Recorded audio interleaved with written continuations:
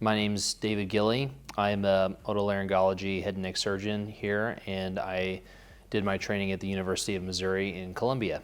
I provide the full spectrum of otolaryngology care. So I see patients from newborn to elderly.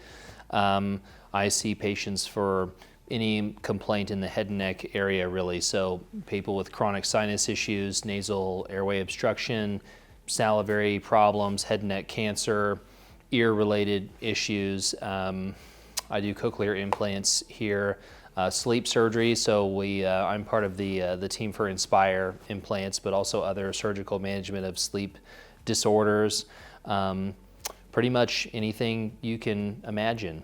I like the breadth of practice. I wanted to go into ENT because I like the issues that head and neck surgeons treat, a lot of quality of life problems, but also like head and neck cancer is within our purview, you know, the diversity of patients from neonates all the way up to older people, and there's always, it's never boring. There's always so much to do.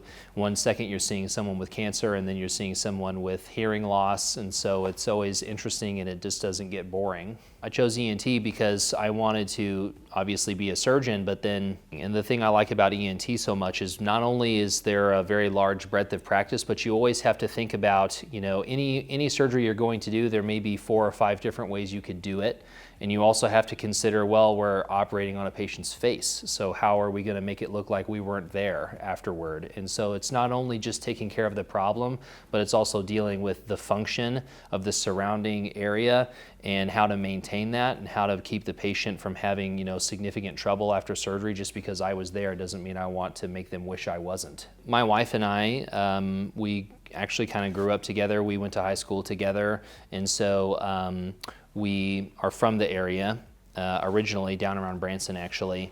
And so when I was in medical school, we had children, and so my parents and her parents lived close together, and you know, and so we wanted to be close to family for our kids and everything. But also there's a huge need for physicians and head and neck surgeons in Springfield, and so you know, you kind of get the best of both worlds where you're close to family, but there's also a tremendous need for physicians, so you're also kind of like doing something for the community too. Mostly I'm an avid fisherman. So when I was in high school and college, I used to fish in bass tournaments on Table Rock when I could. And so now that we live close to the lake again, wanting to get back into that, not necessarily the tournament fishing and stuff like that, but kind of the weekend warrior type of stuff, you know, get out there as much as I can.